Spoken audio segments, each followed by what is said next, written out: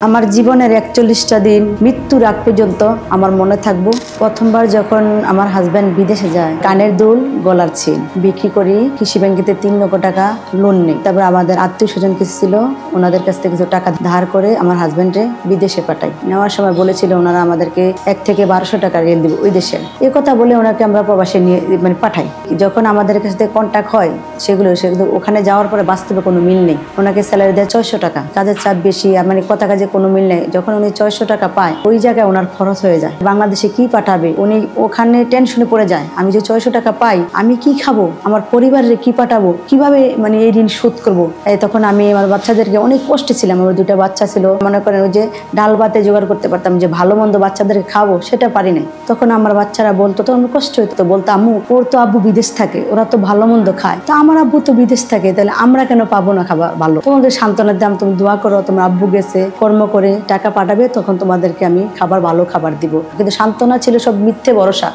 আমার হাজবেন্ড তো টাকাই পাঠাইতে পারে না, মাত্র ২০০০, ৩০০০, ৪০০০ টাকা মাসে পাঠাইতে। তখন আমার ছেলে একটা প্রাইভেট কিন্ডারগার্টেনে পড়তো। যখন আমার স্বামী টাকা পাঠাতে পারছে না, তখন ওই স্কুলে আমার ছেলেকে আর পড়াইতে পারিনি, বেতন দিতে পারতাম না। তখন আমার বাচ্চা অনেক কান্না করছিল, আম্মু ওইখানে আমি পড়বো, আমার ওইখানে পড়তে খুব ইচ্ছা। তখন আমি বাচ্চারা বললাম, বাবা দেখো ওইখানে পড়তে হলে তো অনেক টাকা পয়সার দরকার, আমরা তো খাবারে পাচ্ছি না, এখন কষ্ট, তোমার আব্বু টাকা দিতে পারছে না। তখন অনেক কষ্ট লাগতো যে একজন আমি অভিবাসী পরিবার হয়েও আজ আমার ছেলেকে ভালো স্কুলে পড়াতে পারছি না। তখন আমার স্বামী ওই জায়গা থেকে কাঁদতো, কেন বিদেশ আসলাম, আইসা নিজের পরিবারে সুখ করতে পারি না। একদিন একটা খারাপ লাগছিল, দেখছিলাম বাংলাদেশের যে বুট বলে না, ইফতারির সময় বুট, এগুলা বাসি অনেক দিন যাবত রেখে দিয়ে এগুলা দিয়ে খাবার দিত। তখন আমার স্বামী দেখাইতো, দেখো কত কষ্ট করি আমরা, এই খাবার তো ফ্রিজে রাখতো না, লং টাইম থাকতো, এগুলা খাইতে পারতো না, বন্ধ। আর পচা মাছ দিত না, লং টাইম ফ্রিজে থাকতো, এই মাছগুলা দিয়ে ভাত দিতে বমি আসতো, খাইতে পারতো না, কষ্ট শেয়ার করতো। তখন বাংলাদেশ থেকে অনেক কষ্ট লাগতো, কান্না আসা করতো যে আমার স্বামী এত কষ্ট করে প্রবাসে গেল, আর এত লক্ষ টাকা খরচ করে স্বামীকে পাঠাইলাম, ওই স্বামী তো ওই দিক দিয়ে সুখে নাই,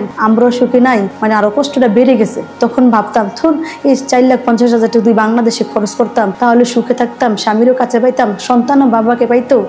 তখন অনেক কষ্ট লাগতো, কেন পাঠাইলাম। কাজ করতে করতে কোম্পানির বলতে থাকে যে আমার টাকা পয়সা দাও, স্যালারি বাড়াও, নাহলে অন্য কোম্পানিতে আমাকে ট্রান্সফার করো। তবে ওনাকে বলে, না তোকে টাকা পয়সা দেবো না, যদি যাইতে হয় তোকে একবারে বাংলাদেশে পাঠাই দেবো। এমন এক কথা দুই কথা, স্যালারি ৬ মাসের স্যালারি আটকাই দিছে। স্যালারি না দেওয়ার পরে উনি আমাকে টাকা পয়সা দিয়ে দাও, দেয় না দেবো, ওকে মারছে। মারার পরে উনি কোম্পানিতে বের হয়ে যায়। বের হয়ে যাওয়ার পরে ওনাকে কি করছে, ওনার পাসপোর্ট তো আবার ওই জায়গায় জমা দিতে হয়, যখন কোম্পানিতে ঢুকে তখন ওই জায়গায় দিতে হয়। ওনাদের কাছে পাসপোর্ট ছিল, লোকেশন ছিল, সব ছিল। ভাইয়ের সাথে সাথে ওনারা বিষের মধ্যে লাল কালি মেশে যেখানে পাবে এই লোক ধরবে। তারপর ওনাকে একদিন কাজে যাওয়ার সময় পুলিশ আটকে নেয়, ২০-২১ ঘটনা হবে। তারপর ওনার এক বন্ধু আমাকে একটা বয়স দিয়ে রাখে, রাত্রের ২টা বাজে একটা বয়স আসে। আমি তখন সকালবেলা ঘুম থেকে মোবাইল যখন অন করি, তখন শুনতে পাই যে আমার হাজব্যান্ড মালয়েশিয়ার কাতারের জেলে পড়ছে। জেলে পড়ার পরে আমি তখন মরিয়া, কোথায় যাব, কার কাছে তথ্য পাবো যে আমার হাজব্যান্ড কোথায় আছে।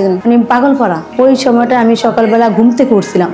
ঘুম থেকে উঠে আমার যখন যে প্রত্যেকদিন নিয়ম অনুযায়ী আমার হাজব্যান্ডের সাথে কথা বলি, ইমোটা চালু করি বয়সটা পাই যে আমার হাজব্যান্ডের একটা বন্ধু বয়স দিয়ে রাখছে, আপনার হাজব্যান্ডকে পুলিশ ধরে নিয়ে গেছে। তখন আমি মরিয়া, খবর পাই না, পরে কান্নাকাটি করতেছি। এভাবে চলতে চলতে প্রায় 1 মাস চললো। ওই দেশের থেকে কে যে একটা দালাল আমাকে ফোন দিয়ে বলতেছে, আপনার স্বামী থাকতে পারবে, 2 লক্ষ টাকা পাঠান। তা আমি বললাম, আমি কোথা থেকে 2 লক্ষ টাকা পাঠাবো, আমার স্বামী তো এখন যেই টাকা খরচ করে গেছে সেই টাকা তো সংগ্রহ করতে পারে নাই বা শোধ করতে পারে নাই, আমি কিভাবে টাকা পাঠাবো। যদি এই টাকাটা পাঠান তাহলে আপনার স্বামী থাকতে পারবে। এরপর এটা বলার পরে যখন আমি বলছি টাকা দিব না, তখন তারপর ওনাকে আমি আর যোগাযোগ করতে পারি নাই, যখন টাকা দিব না বলছিলাম। তারপরে কি করছে, তখনও আবার কি করবো, শুধু ওই কান্নাই করতাম।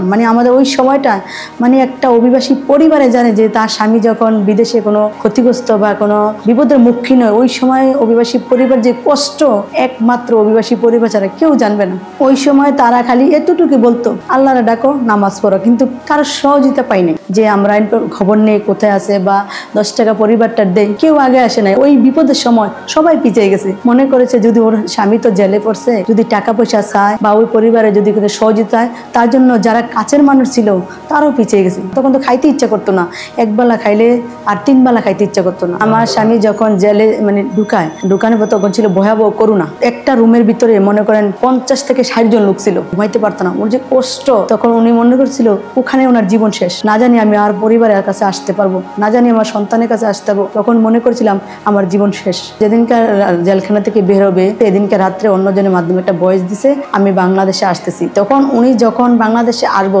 উনার যে আনন্দ, মানে উনি পৃথিবীতে মনে হয় আর প্রবাসীরা সুখ আছে কিনা আমি জানি না, তখন আমার ফিলিংসটা কাজ করতে, আমার যে আনন্দটা লাগছে, তখন মনে হচ্ছে পৃথিবীতে ওই সময় যদি আমাকে সারা পৃথিবীটা লেখে যদি আমার বলতো যে তোমার স্বামী চাও নাকি তোমার সুখ চাও, আমি তখন বলতাম কি আমার স্বামীকে চাই। তখন মনে হচ্ছে পৃথিবীর সমস্ত সুখ আমার স্বামী নিয়ে, কিচ্ছু দরকার নাই। আমি তখন একটাই কথাই বলছি, আল্লাহ তুমি আমাকে যে কোনো বিনিময় মূল্যে আমাকে বাংলাদেশে পাঠাও, আমার পরিবারের কাছে পাঠাও। যখন বিপদে ছিলাম কিন্তু কেউ 10 টাকা দিয়ে সাহায্য করে নাই। যখন শুনছি যে বাংলাদেশে আছে, কিন্তু ওই সময় সবাই খুশি ছিল যে অভিবাসী পরিবার ছাড়া পাইছে, আসতেছে। যখন জেলে ছিল কিন্তু সবাই কেউ মানে হেল্প করে নাই। অভিবাসী পরিবারের একটা কথা কি জানেন, আমি বলতে চাই, যখন প্রবাসে তারা ইনকাম করে সবাই আদর সোহাগ ভালোবাসা করে, আর যখন টাকার মেশিনটা বন্ধ হয়ে যায় কারো কাছে মানে মনে করেন ভালোবাসা পাওয়া যায় না। বলে না যে বিপদে পড়ছো আমরা আছি তোমাদের পাশে, সেটা বলে না। কিন্তু যখন সুখের সময় টাকা পয়সা পাঠায় তখন সবাই আত্মীয় স্বজন, বাবা মা ভাই বোন সবাই থাকে। যখন বিপদে পড়ে তাদের পাশে কেউ থাকে না, সেটা আমি বাস্তব প্রমাণ।